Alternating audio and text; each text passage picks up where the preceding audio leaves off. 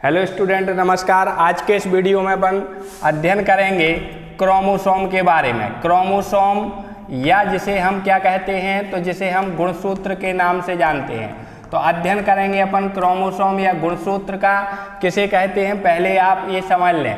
तो आप लोग जैसा कि जानते हैं कि कोई सेल्स है, क्या है, देखो बेटा, एक ये सेल्स है, कोशिका है।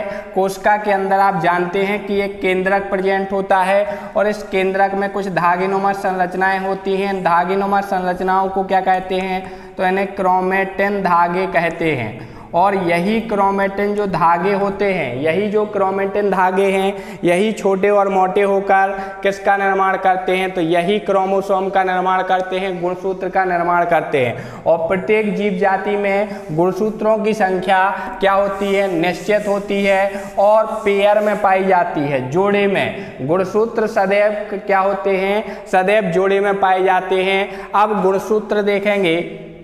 गुणसूत्र की जो खोज है वो स्ट्रॉसबर्गर नामक वैज्ञानिक ने गुणसूत्र की खोज की थी, जबकि क्रोमोसोम या गुणसूत्र शब्द किसने दिया था, वाल्डेयर नामक वैज्ञानिक ने दिया था। ये आपके क्वेश्चन पूछे जाते हैं कि शब्द किसने दिया था क्रोमोसोम, तो ये दिया था वाल्डेयर ने। और खोज किसने की थी, तो स्ट्रॉसबर्गर ने खोज की थी। अब हम स्ट्रक्चर देख लेते हैं, इसकी संरचना। तो संरचना में क्या है, सबसे पहले अपन देखेंगे कि गुणसूत्र के चारों तरफ एक झिल्ली का आवरण होता है और पतले झिल्ली का आवरण होता है, जिसको हम क्या कहते हैं, तो इसको हम पेलिकल कहते हैं। पेलिकल झिल्ली का आवरण इसके सबसे बाहर की तरफ गुणसूत्र के पाया जाता है। इसमें गुणसूत्र में एक द्रव भरा होता है, जिसे हम क्या कहते हैं, तो इसे हम अधात्री कहते हैं। अधात्री या इसको हम क्या बोलते हैं, मैट्रिक्स कहते हैं। मैट्रिक्स या अधात्री क्या है, तो गुणसूत्र के अंदर जो द्रव भरा हुआ है इसी को हम अधात्री या मैट्रिक्स कहते हैं। इस अधात्री या मैट्रिक्स में आप देखेंगे कुछ कुंडलित धागेनुमा संरचनाएं दिखाई दे रही हैं। इन कुंडलित धागेनुमा संरचनाओं को कहते हैं क्रोमोनिमेटा। क्रोमोनिमेटा इसको कहा जाता है, किसको, जो धागेनुमा संरचनाएं दिखाई दे रही हैं इसको क्रोमोनिमेटा कहते हैं। क्रोमोनिमेटा बोला जाता है इनको। ये जो संरचनाएं दो होते हैं गुणसूत्र, एक यूकैरियोटिक गुणसूत्र की संरचना अपन देख रहे हैं, और इसके अलावा इन धागेनुमा संरचनाएं स्थान स्थान पर कुछ कण जैसी संरचनाएं भी इसमें बना रही हैं। इन कण जैसी संरचनाओं को कहते हैं क्रोमोमियर। इन कण जैसी संरचनाओं को क्या कहते हैं, क्रोमोमियर। क्रोमोमियर क्या है, तो क्रोमोमियर वे स्थान होते हैं जहां पर जीन प्रेजेंट होते हैं। ये क्वेश्चन आपका आता है कि जीन गुणसूत्रों में कहाँ स्थित होते हैं, तो आपको बताना है कि ये क्रोमोमियर वाले स्थान पर जीन प्रेजेंट होते हैं, अर्थात क्रोमोमियर जीन के विशिष्ट स्थान हैं। और जीन ही वह संरचनाएं होती हैं जो लक्षणों को एक पीढ़ी से दूसरी पीढ़ी में पहुंचाती हैं, क्योंकि जीन का निर्माण डीएनए के खंडों से हुआ है, ये भी आप समझ लें। इसके अलावा जो पेलिकल भित्ति है, पेलिकल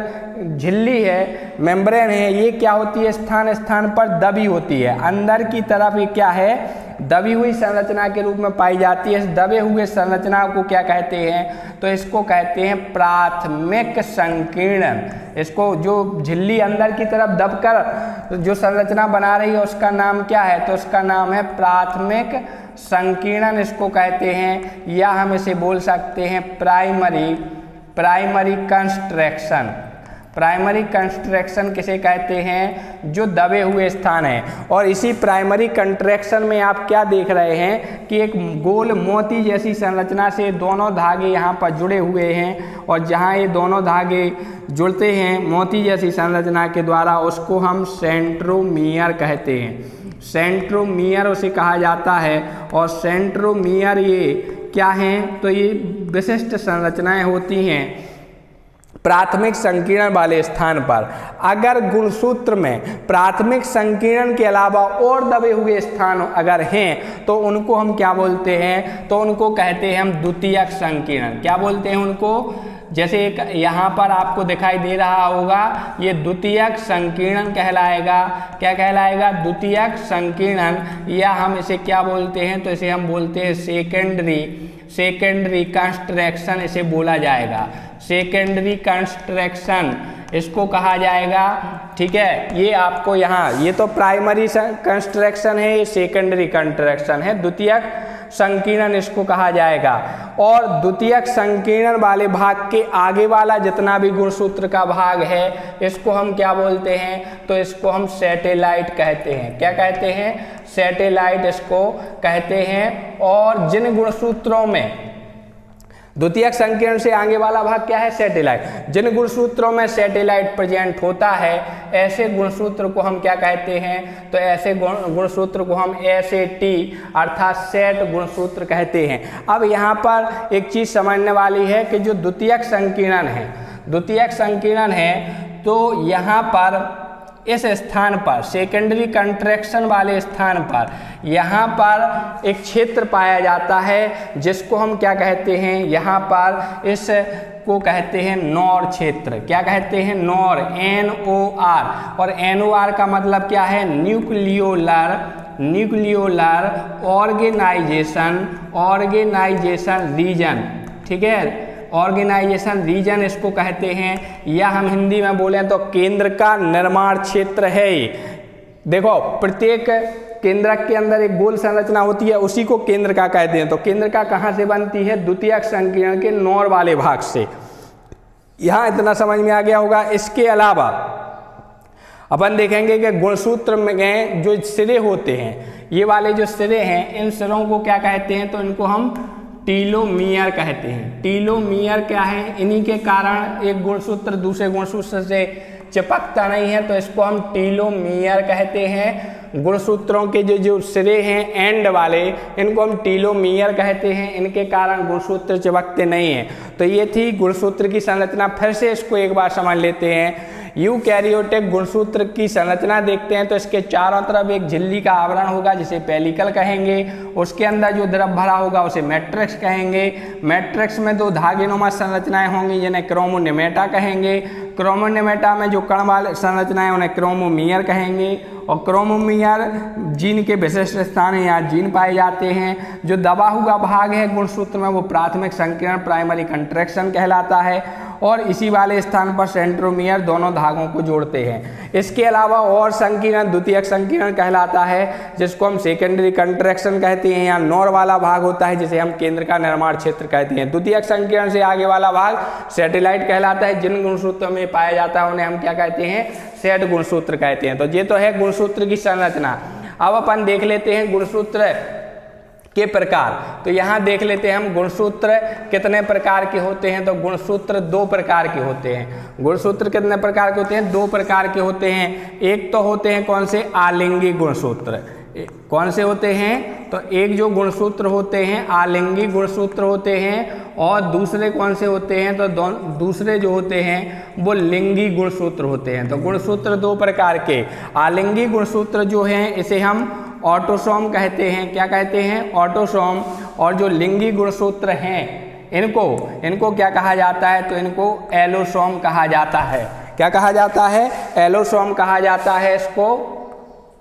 और यहाँ पर एक चीज और देख लेते हैं अपन संरचना के तौर पर। ठीक है, संरचना के तौर पर एक देख लेते हैं ऑटोसोम और एलोसोम में। तो आलिंगी दो प्रकार के होते हैं, आलिंगी गुणसूत्र, लिंगी गुणसूत्र। ऑटोसोम्स जैसे मनुष्य में अपन देखेंगे 46 गुणसूत्र होते हैं। टोटल कितने गुणसूत्र होते हैं, 46। तो इन 46 गुणसूत्रों में से जो 22 जोड़ी हैं, 22 जोड़ी जो गुणसूत्र हैं वो कहलाते हैं ऑटोसोम्स। और एक जोड़ी जो है वो कहलाते हैं एलोसोम्स कहलाते हैं। 22 जोड़ी अर्थात 44 और एक जोड़ी मतलब 2, टोटल 46 गुणसूत्र होते हैं। और आलिंगी गुणसूत्र किसे कहते हैं, वे गुणसूत्र जो कायिक या दैहिक लक्षण को, हमारे जो शारीरिक लक्षण हैं उन लक्षणों को एक पीढ़ी से दूसरी पीढ़ी में पहुंचाएं उनको कहते हैं आलिंगी गुणसूत्र, और वे गुणसूत्र जो लैंगिक लक्षणों को एक पीढ़ी से दूसरी पीढ़ी में पहुंचाएं उनको कहते हैं एलोसोम्स लिंगी गुणसूत्र। अब अगर मानव में देखें तो ये नर और मादा में अलग अलग होते हैं। नर में ये XY प्रकार के होते हैं और मादा में ये फीमेल में कैसे होते हैं XX प्रकार के होते हैं। नर में मेल में कैसे होते हैं XY अलग अलग, और फीमेल में कैसे होते हैं, फीमेल में ये होते हैं XX मतलब एक जैसे होते हैं। जबकि 22 जोड़ी अर्थात 44 से नर और मादा दोनों में कैसे होते हैं, एक जैसे होते हैं। तो ये गुणसूत्र के प्रकार थे। अब अपन एक और गुणसूत्र के प्रकार देखते हैं, किसके आधार पर, सेंट्रोमियर के आधार पर। ये आप देख सकते हैं कि सेंट्रोमियर यहाँ दिखाई दे रहा है, ये वाला सेंट्रोमियर, इसके आधार पर भी गुणसूत्र के प्रकार हैं। तो इसके आधार पर देख लेते हैं। सबसे पहले होगा टीलोसेंट्रिक, ठीक है, टीलोसेंट्रिक सबसे पहले होगा। टीलोसेंट्रिक किसे कहते हैं ये समझ लें आप लोग। तो टीलोसेंट्रिक का मतलब ये होता है कि वह गुणसूत्र जिसमें जो सेंट्रोमियर है बिल्कुल सिरे पर हो, माने बिल्कुल ऊपर की ओर हो, शीर्ष पर हो, ऐसे गुणसूत्र को टीलोसेंट्रिक कहते हैं। जिसमें सेंट्रोमियर ये क्या है, तो ये सेंट्रोमियर है। ये सेंट्रोमियर जरूरी नहीं है कि यहाँ हो, शीर्ष पर भी हो सकता है, कहीं भी हो सकता है। तो अगर शीर्ष पर है तो ऐसे गुणसूत्र को टीलोसेंट्रिक कहते हैं, ठीक है। और ये आई आकार ग्रहण करेंगे, आई के आकार के होते हैं। और दूसरा अपन देख लेते हैं, दूसरे जो गुणसूत्र हैं वो होते हैं क्या, एक्रोसेंट्रिक। दूसरे जो गुणसूत्र हैं वो कौन से होते हैं, एक्रोसेंट्रिक इसको कहा जाएगा। और एक्रोसेंट्रिक में कैसे होते हैं, इसमें थोड़ा सा हटकर ऊपर से थोड़े से नीचे की ओर अगर सेंट्रोमियर है तो ये एक्रोसेंट्रिक। इसमें एक भुजा अत्यधिक छोटी और एक भुजा अत्यधिक बड़ी होती है और ये जे का आकार ग्रहण करते हैं, तो जे आकार के होते हैं एक्रोसेंट्रिक। फिर देख लेते हैं अपन तीसरे प्रकार के होते हैं मेटासेंट्रिक। कौन से, मेटासेंट्रिक होते हैं तीसरे प्रकार के। अब मेटासेंट्रिक किसे कहते हैं, मेटासेंट्रिक किसे कहते हैं, तो वे गुणसूत्र जिसमें बिल्कुल बीचों बीच हो, ठीक है, दोनों भुजाएं बिल्कुल बराबर हों, बीच में हो, सेंट्रोमियर कहाँ हो, बिल्कुल बीच में, तब इसको क्या कहा जाता है, तब इसे मेटासेंट्रिक। इसमें ये भी का आकार ग्रहण करते हैं। और चौथे जो गुणसूत्र हैं वो होते हैं सब मेटासेंट्रिक होते हैं, ठीक है। सब मेटासेंट्रिक इसको बोला जाएगा, सब मेटासेंट्रिक इसे कहा जाएगा, ठीक है। और इसमें क्या होता है, इसमें बिल्कुल बीच में नहीं होंगे। जैसे कोई गुणसूत्र है तो यहाँ बिल्कुल बीच में नहीं होंगे, तो बीच से थोड़ा सा ऊपर या नीचे की ओर अगर सेंट्रोमियर है, ठीक है, ऊपर या नीचे की ओर, तब उसको सब मेटासेंट्रिक होते हैं। इसमें ये एल आकार के, मतलब चाहे ऐसा बना दें चाहे हम ऐसा बना दें, ये एल आकार के, अंग्रेजी के एल आकार के ये संरचनाएं के तौर पर होते हैं। तो टीलोसेंट्रिक और एक्रोसेंट्रिक, मेटासेंट्रिक, सब मेटासेंट्रिक, ये सेंट्रोमियर की स्थिति के आधार पर गुणसूत्र के प्रकार हैं। और जिन गुणसूत्र में सेंट्रोमियर होता नहीं है उन्हें हम क्या कहते हैं, तो उन्हें हम एसेंट्रिक बोल देते हैं। जिनमें सेंट्रोमियर नहीं होता है उन्हें हम क्या बोल देते हैं, ये सेंट्रिक उनको बोल देते हैं। अब देख लेते हैं हम इनके क्या कार्य हैं, फंक्शन क्या है, क्या गुणसूत्र क्या काम करता है, ये अपन समझ लेते हैं। तो चूंकि हम लोग जानते हैं कि गुणसूत्र में जीन प्रेजेंट है, तो इनका काम क्या होगा, इनका काम होगा एक पीढ़ी से दूसरी पीढ़ी में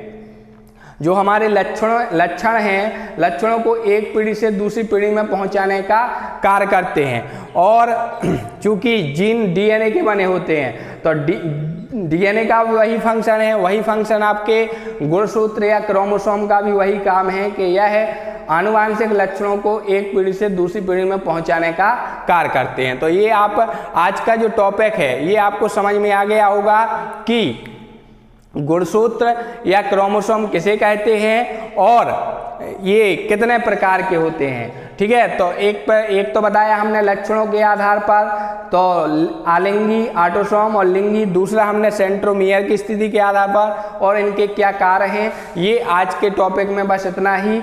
और अगर आपको ऐसे ही मज़ेदार वीडियो चाहिए तो आप हमारे वीडियो के साथ लगातार बने रहिए। अगर आपको कहीं भी कोई भी कन्फ्यूजन है या कोई भी टॉपिक समझ में नहीं आया है तो आप हमें कमेंट करके बताएं, हम आपका जो भी कन्फ्यूजन है वो दूर करने का प्रयास करेंगे। और लगातार अपने दोस्तों को भी ये शेयर करते रहें। धन्यवाद। जय हिंद। वंदे मातरम।